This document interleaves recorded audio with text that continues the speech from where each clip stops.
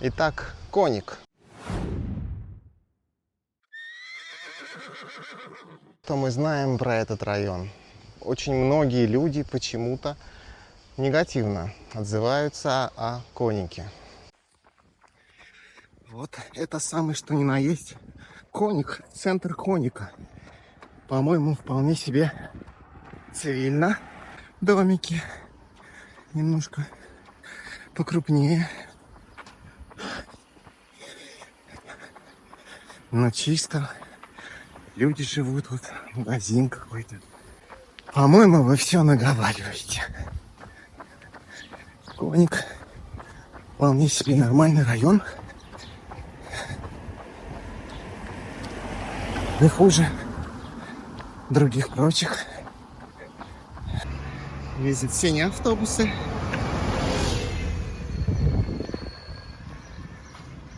Коник Сити. Я так понимаю, самый Коник Сити. И ничего, нормально тут. Домики. Чисто, тихо. По-моему, отлично вообще. Когда мы только приехали в Черногорию и начали искать квартиру, вообще знать не знали, какие районы бывают, где лучше, где хуже. Просто нашлось объявление, риэлтор нас привез на машине чуть за город, и вот он дом, который нам очень понравился, и в принципе район вокруг выглядел хорошо. Ничего такого в глаза не бросалось.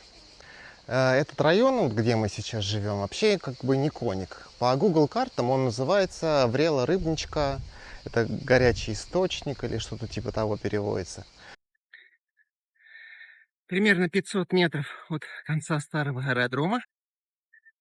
Здесь рециклажная станция, где можно сдать пластик и всякие другие отходы. Отличный парк на входе.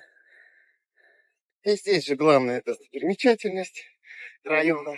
Ну, я думаю, других районов Подгорицы. Свалка, которая убирается редко, быстрее наполняется, а ветер потом все разносит. И вот так вот практически каждый день. Спортивная площадка. Весь район частный сектор. И он достаточно прям раза в 2 больше, чем вот именно Коник, который по гугловской карте. Вот. Но местные этот район тоже называют Коник. И конечные автобусы, даже вот 19-й автобус здесь ходит, тоже Коник. Чемовское поле. Вот прямо здесь конечные этих автобусов 19-х. Вполне нормально. Вот такие неплохие домики. Вполне себе. Не знаю, чем этот район не угодил многим. Но я знаю, чем. Встречаются вот такие недокрашенные домики. Зато трава подстрижена. Ну, попадаются и заброшки. Типа такого. Уж не знаю, почему. Никому не нужно. Раздолбанная и забытая. Видно горы на той стороне. Когда мы только сюда переехали, машины не было и ездили на автобусе.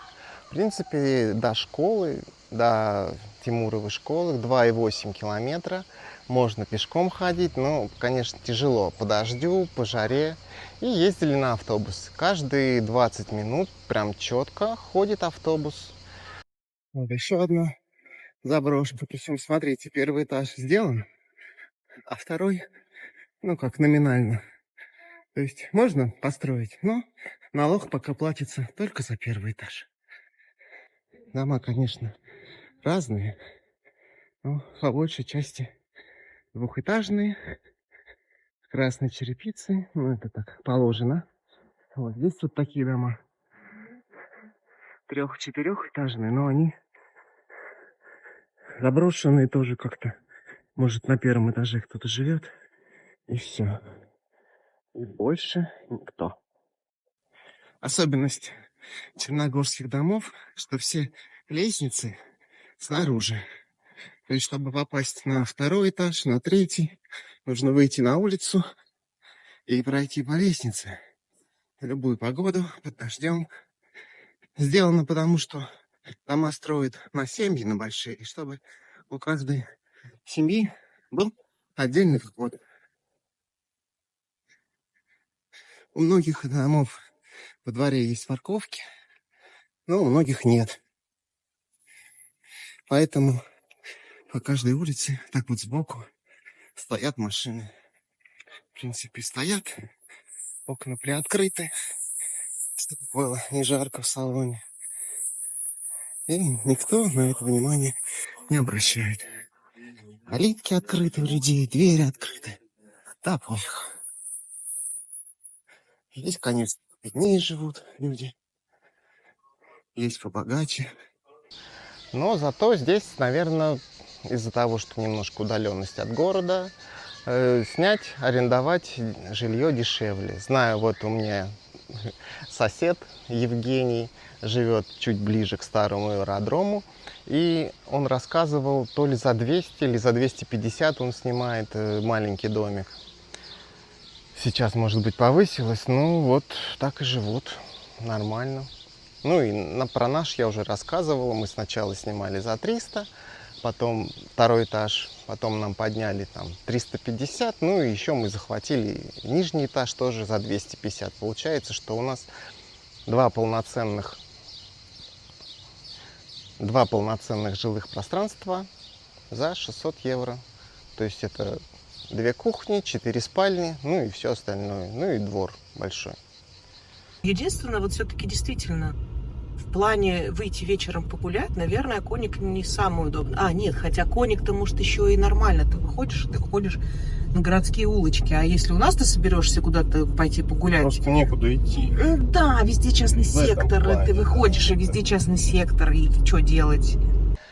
Да, район победнее, чем другие. Здесь живут все-таки на окраине, можно сказать, гетто. Много цыган живет. Иногда шины жгут. Постоянно народ жалуется. Вот опять на конике кто-то там жжет шины. Дым стоит столбом. Ну, так люди живут, что делать. Да, насчет цыган. Все называют цыгане, привыкли. Это совсем не те цыгане, которые в России живут. И вообще по национальности, мне так кажется, там очень много и албанцев, и македонцев, ну, северомакедонцев. Потому что пару раз на улице попадались, разговор заводили. К вашему сведению, Эмир Кустурица тоже был цыганом. И его первые фильмы на цыганском языке. Так что если вы захотите изучать сербский или черногорский по фильмам Кустурицу, у вас этого не получится. И хоть они бедные, но не агрессивные. Да, иногда попрошайничают, но в основном дети. Дети бегают что-то там около магазинов, просят копеечку. Но взрослые цыгане так себя не ведут. Я так понимаю, вот эти вот дома красивые, которые вы сейчас увидите, да, построили, государство, наверное, построило и выделило квартиры. Ну, это мое предположение, мне так кажется, это логично. Потому что там живут достаточно, бедные люди и очень мусорные люди. Очень много мусора. Хоть и стоят баки мусорные, но их убирают. Но ветер разлетается, или люди слишком много этого мусора приносят, уж не знаю. Но вообще постоянно грязновато. Хотя сами улицы чистые, нет мусора прямо по улицам. Вот именно мусор скапливается вокруг мусорных баков. В общем, от нашего дома 500 метров до автобусной остановки, 300 метров в магазин «Франца», где-то метров 900 ХДЛ. И за углом есть пекара, прям местная, с булочками, прям круглосуточная, вообще, наверное, постоянно работает. Ну и еще 2 табачных киоска, тоже недалеко, в которых можно что-то перехватить. прошлого года, с сентября, детям сделали официально бесплатный проезд, поэтому теперь детям вообще халява кататься, и постоянно дети уже в ту сторону, как бы до конечной Коника, который там, ну, может, метров 600-700, ждут автобуса после школы. Здесь недалеко есть школа, но мы решили все-таки в школу отдать, которая подальше. Уж не знаю, ну, видимо, сыграл тот же самый стереотип. Кто-то сказал, что школа не очень, ну и, а вот та лучше, 21 мая. Ну, так уж вышло, отдали в ту школу. Обратите внимание, у мужа айфона, мы едем по Конику, и никто его у нас не выхватывает из рук. Боже мой, вы представляете? Хоть и это бедный район, зато посмотрите, что бывает здесь на Новый год.